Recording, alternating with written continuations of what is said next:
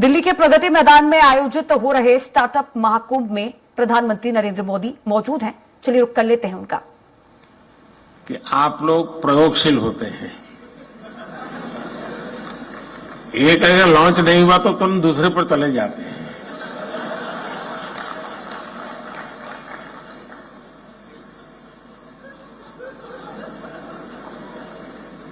तो अब आप पीछे देर हो गई।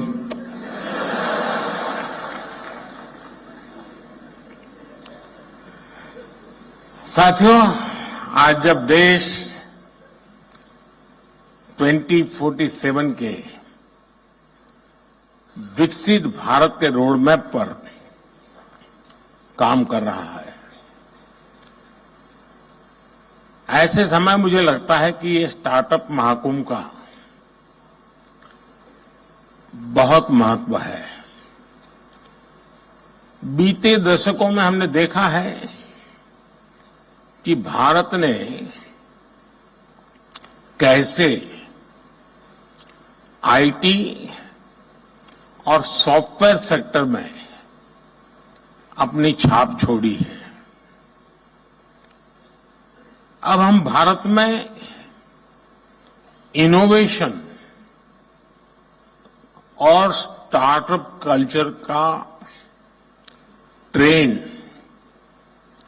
लगातार बढ़ता हुआ देख रहे हैं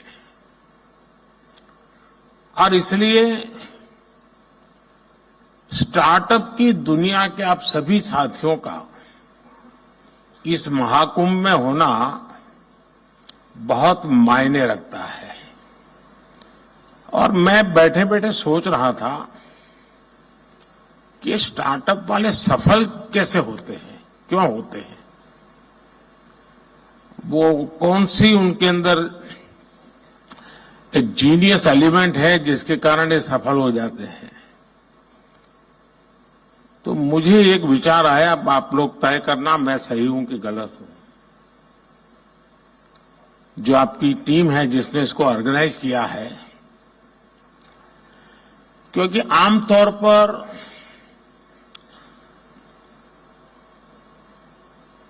सार्वजनिक जीवन में, उद्योग जगत, व्यापार जगत में कोई भी निर्णय होता है तो उसका संबंध सरकार से होता ही है।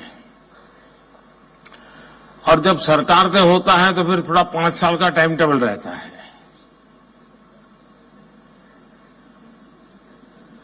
धीरे धीरे पहुंच रही, इधर से शुरू हुई है।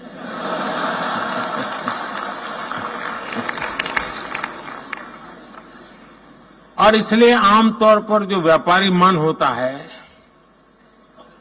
वो सोचता है, यार चुनाव का वर्ष है, अभी रहने दो, एक बार चुनाव हो जाए, नई सरकार बनेगी तब देखेंगे।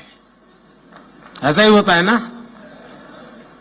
लेकिन आप लोग, इलेक्शन डिक्लेयर हो चुका है, उसके बावजूद भी इतना बड़ा कार्यक्रम कर रहे हैं।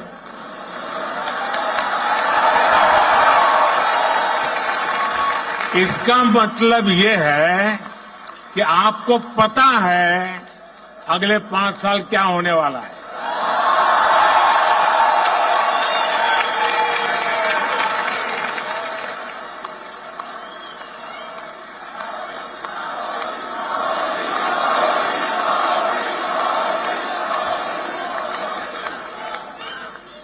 और मैं समझता हूं आपके अंदर ये जो जीनियस चीज पड़ी है ना, वही स्टार्टअप को सफल बनाती होगी।